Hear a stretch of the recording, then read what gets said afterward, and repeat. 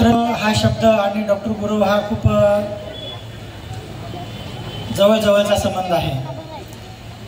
या मातृत्व दिनाच्या दिवशी आज माझी आई माझ्याबरोबर नाही आहे। जवळजवळ तिला जाऊन आज 1 वर्ष झालं।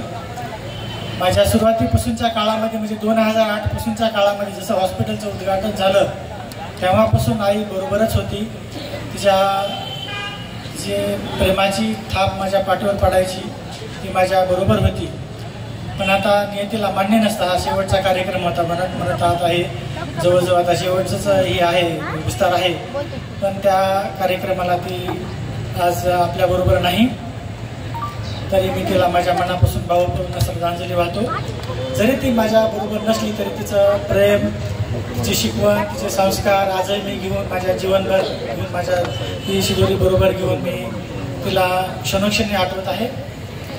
तर आजच्या या कार्यक्रमाचे अध्यक्ष माननीय ज्येष्ठ समाजसेवक नंदकिशोरजी मुंदडा, तसेच या कार्यक्रमाचे उद्घाटक माझे गुरुवर्य डॉक्टर गणेशजी शिंदे सर, आदरणीय व्यासपीठ सर्व जमलेली मान्यवर मंडळी, या कार्यक्रमासाठी उपस्थित असलेली आपल्याला आशीर्वाद देण्यासाठी उपस्थित असलेली संत महंत मंडळी, सर्व वडीलधारी मंडळी, गुरुजन वर्ग, माझा सर्व हॉस्पिटलचा स्टाफ, डॉक्टर सहकारी मित्र, जमलेल्या बंधू आणि भगिनींनो, तसं पावसाअभावी पाऊस जरा आहे, वातावरण खराब आहे, आपल्याला आणखीन ऑलरेडी 2 तास एक्सटेंड झालेला आहे कार्यक्रम, त्याच्यामुळे मी थोडंसं कमी बोलतो।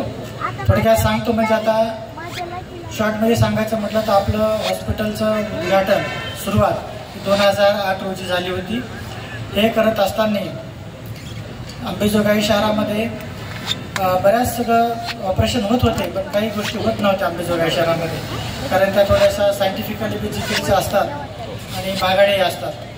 पण आपण महाग आहे म्हणून गप्प बसलो नाही, तर लोन घेऊन कर्ज काढून का होईना, कर्जही मिळत नव्हतं तर काही सहकारी मित्र माझे बजरंग गवळी सर यांच्या नावाने कर्ज घेऊन का होईना प्लॉट घेतला। आनंद जाजू सारखे मला मित्र लागले, त्यांनी मला प्लॉट खूप कमी किमतीमध्ये दिला आणि प्लॉटची रजिस्ट्री झाल्यापासून जवळजवळ 6 महिन्यांनी पैसे दिले मी त्यांना थोडे थोडे। तर हे सगळं असताना आपण या ठिकाणी अद्ययावत अशी सुविधा निर्माण केली, ती म्हणजे नंबर 1 ऑपरेशन थिएटर असेल, अद्ययावत असं ऑपरेशन थिएटर त्याही काळामध्ये म्हणजे 2011 साली सुद्धा अद्ययावत ऑपरेशन थिएटर होतं। त्यामध्ये इपॉक्स कोटेड होतं, लॅमिनार एअरफ्लो असलेलं एच युनिट, अशी डिफिब्रिलेटर, व्हेंटिलेटर असे अद्ययावत असं ऑपरेशन थिएटर अंबेजोगाईच्या प्रायव्हेट सेक्टरमध्ये पहिलं ऑपरेशन थिएटर आपण स्थापन केलं होतं। काही नंतर पुढे हे सगळं चालत असताना माझा इंटरेस्ट होता इन्फर्टिलिटीमध्ये आणि एंडोस्कोपीमध्ये जास्त इंटरेस्ट होता।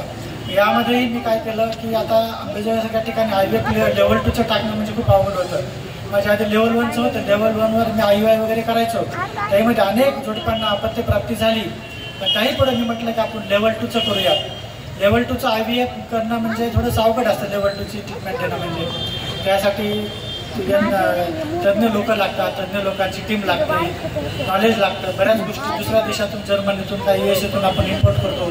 थोडं अंबेजोगाईच्या ठिकाणी कुरिअर सेवाही नसते, तरी पण आपण तेव्हाही चांगली ती लेवल 2चं IVF केलं आणि चांगले रिझल्ट देण्याचा प्रयत्न केला मी।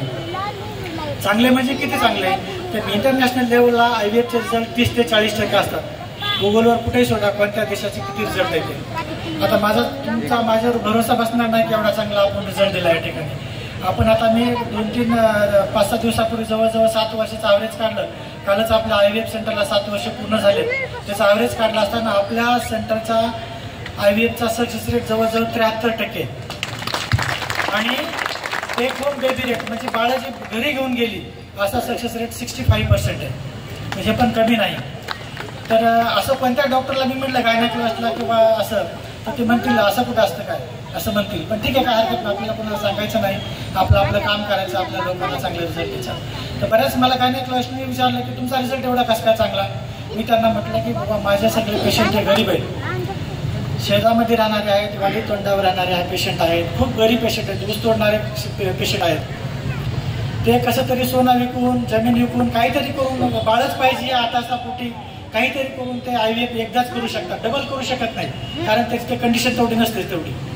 तर त्याच्यामुळं मी माझ्या ती बहीण आहे, घरची माझी बहीण आहे, माझी खूप जवळची घरातले मेंबर आहे, असं गृहीत धरून मी तिला पहिल्याच IVF कसं सक्सेस राहील त्याचा मी आटोकाट प्रयत्न करत असतो. आम्ही पैसे कुणी कमी देऊ जास्त घेऊ त्याचा विचार करत नाही. बॅचमध्ये IVF करतो सगळ्या पेशंटला, त्याच्यामुळे चांगलं काम केलं तर मला चांगलंच नाव होईल. आतापर्यंत 1-2 काम घेतलं असेल हार्डली 7 वर्षामध्ये. बाकी माझा पब्लिसिटी माझे पेशंटच करतात. त्यांना बाळ आले तिथे त्या गावातलेच 10-100 लोक विचारतात तुला कुठं बाळ आले. आपोआपच माझी पब्लिसिटी होत असते आणि त्या निमित्ताने आपल्याकडे पेशंटचा ओढा जास्त आहे आणि पेशंट येतात, फक्त रिझल्टमुळे येतात. आणि दुसरी गोष्ट म्हणजे हे सगळं करत असताना मला असं वाटलं की IVF लेवल 2चं तर आहे, मी सगळ्यांना ट्रीटमेंट देतो, पण काही जे बोटावर मोजण्यावाडी पेशंट आहेत त्यांना मी ट्रीटमेंट देऊ शकत नाही. फॉर एक्झाम्पल काही बायकांची पिशवी एवढी कमकुवत असते, बाळ किती चांगलं बनलं तरी पिशवी ठेवल्यानंतर पिशवी त्याला दादच देत नाही, बाळाची त्या वाढच होत नाही. फॉर एक्झाम्पल त्याला ट्युबरक्युलोसिस TB सारखा आजार झालेला असेल गर्भाशयाला, किंवा एंडोमेट्रियोसिस, अडिनोमायोसिस, काही इन्फेक्शन इटॉलॉजी असते, काही इन्फेक्शन वेगवेगळ्या प्रकारचे, कधी जन्मातच काही पेशंटला व्यंग असतं, बायोकॉर्नेट युटरस, हायपोप्लास्टिक युटरस, काही नंतर खूप प्रॉब्लेम असतो. असा असतो की MRK सिंड्रोम म्हणजे त्यांना गर्भाची पिशवीच नसते पण त्यांना आई व्हायचं असतं. मग आई बनू तर शकत नाही पण आई व्हायचं असतं, मग काय करायचं? मग ते सोडून द्यायचं का? नाही, मी म्हटलं तसं नाही. आपण ज्या बोटावर मोजण्याच्या लोकांना त्यांना पण बाळ राहत नाही, त्यांना पण बाळ द्यायचंच. मग मी काय केलं की इकडे आपल्या मराठवाड्यामध्ये कुठेही सरोगसी सेंटर नाही है ना, लातूर जिल्ह्यात नाही, बीड जिल्ह्यात तर पहिलंच आहे आपलं. एवढं असताना जोखमीची प्रक्रिया खूप अवघड आहे, गुंतागुंतीचं, मेडिको लिगली पण खूप महत्त्वाचं आहे. तरी मग आपलं आता अंबेजोगाई डिस्ट्रिब्युशन सेंटरमध्येच आणखी त्याचं विस्तारीकरण होऊन त्या ठिकाणी ओवा नेस्ट सरोगसी सेंटर आपण चालू केलं आहे. या माध्यमातून नेमकं सरोगसी सेंटर म्हणजे काय असतं नेमकं तुम्हाला थोडक्यामध्ये सांगतो. म्हणजे जोडपं आलंय माझ्याकडे, स्त्री आणि पुरुष, त्यांना बाळ राहत नाही, त्यांचे बीज चांगले आहेत दोघांचेही, पुरुष बीज चांगले, स्त्री बीज चांगले, बाळ तयार झालंय चांगलं, पण त्यांच्या पिशीत वाढत नाही. म्हणून आपण थर्ड पार्टीला इन्व्हॉल्व करतो. मेडिको लिगली सगळ्या कायद्याचं सगळं बंधन पाळून आपण तिसऱ्या गाईच्या पिशीमध्ये, गर्भपिशीमध्ये 9 महिने ते आपल्याला भाड्यानं घेऊन त्या पिशीमध्ये आपण बाळ ठेवून डिलिव्हरी झाल्यानंतर जे मूळ त्याचे बायोलॉजिकल पॅरेंट्स आहेत, आईवडील आहेत, त्यांच्याकडे बाळ सुपूर्द करतो. म्हणजे राधा आपण हे बघितलं की कृष्ण, यशोदा आणि देवकीचं कसं रिलेशन आहे, थोडंसं गुंतागुंतीचं, तसं हे रिलेशन होतं. आई सांभाळणारी आई वेगळी आणि बायोलॉजिकल आई वेगळी. त्याप्रमाणे त्यामुळे आता आपल्या सेंटरला, लेव्हल 2च्या सेंटरला अटॅच असं ओव्हानेस्ट सरोगसी सेंटर पण आलेलं आहे.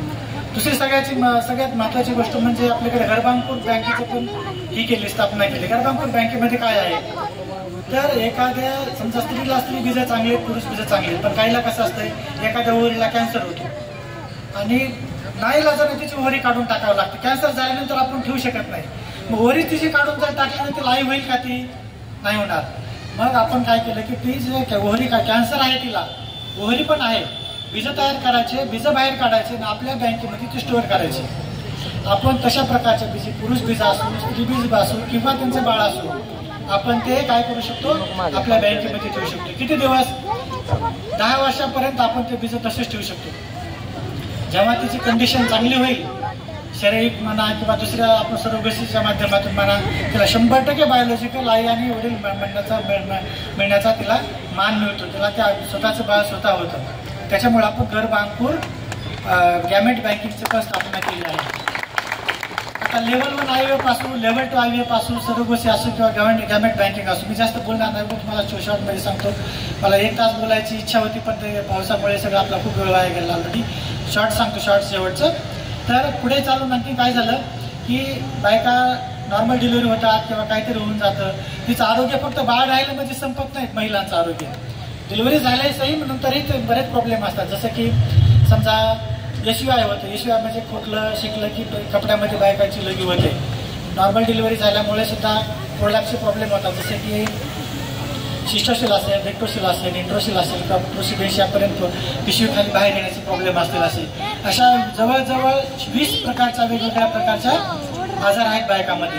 त्याही सर्जरी न करता लेझर पद्धतीचा अवलंब करून त्या पूर्ववत, जसं पहिलं स्त्रीचं लग्न व्हायच्या अगोदर जसं समजा सगळं शरीर होतं तसं करून देण्यासाठी आपण आता फॅमिली कॉस्मेटिक गायनेकॉलॉजी सेंटरची सुद्धा सुरुवात आपण केली. हे कॉस्मेटिक गायनोकॉलॉजी सेंटर हे खूप रिअर आहे, नाव सुद्धा माहित नाही बऱ्याच लोकांना, डॉक्टरांना सुद्धा माहित नाही, पण आपण संपन्न करावं.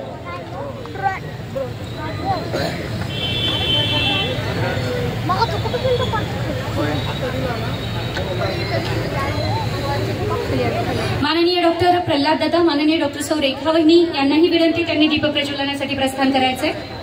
वहिनींना विनंती, त्यांनी दीप प्रज्वलनासाठी यायचंय. मी उपस्थित मान्यवरांना विनंती करेल, आजच्या कार्यक्रमात सोयी सुविधा असणारी टेस्ट बीपी सेंटर असावी ते स्वप्न साकार केलं आपल्या अंबेजोगाईच्या जन्मभूमीमध्ये. या शिष्याला ज्यांनी घडवलं ते गुरुवर्य माननीय डॉक्टर कुपर हॉस्पिटलचे अधिष्ठाता गणेश शिंदे साहेब, ज्यांच्याविषयी मी म्हणेल गुरु म्हणजे अक्षरे दोन अमृताचा समुद्र जाण, गुरु म्हणजे अक्षरे दोन अमृताचा समुद्र जाण, तयामध्ये बुडता क्षण केवी होय परी असा. ज्ञानाचा सागर असणाऱ्या व्यक्तिमत्वाने काही कण या व्यक्तिमत्वाला दिले आणि या व्यक्तिमत्वाचं जीवन परिसाचा स्पर्श जसा लोखंडाला होतो आणि त्याचं जीवन सुवर्णमय होतं, तसं हे अतिच असणारं हे नक्षत्र त्यांच्या परिसस्पर्शाने सुवर्णमय झालं आणि घडलं व्यक्तिमत्व doctor Pralhad Gurav, super speciality हॉस्पिटलचे तज्ञ. त्याच्यासाठी एका जोरदार टाळ्या त्यांना घडवणाऱ्या व्यक्तिमत्वाचा सन्मान ते करतात. माननीय डॉक्टर गणेश शिंदे साहेब, माजी अधिष्ठाता कुपर हॉस्पिटल मुंबई, सन्मानित करतात माननीय डॉक्टर प्रल्हाद गुरव आणि डॉक्टर रेखा गुरव.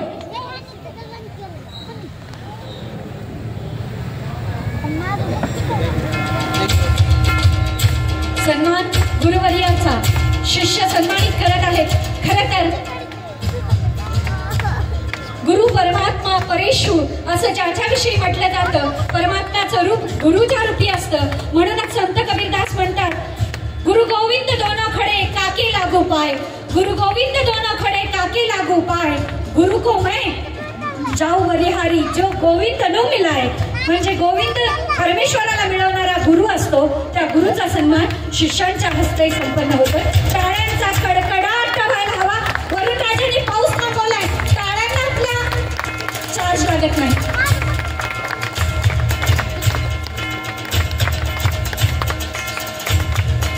सन्मानित करतात माननीय डॉक्टर प्रल्हाद गुरव, डॉक्टर सौ रेखा गुरव आणि माननीय गुरुदादांचे कनिष्ठ बंधू.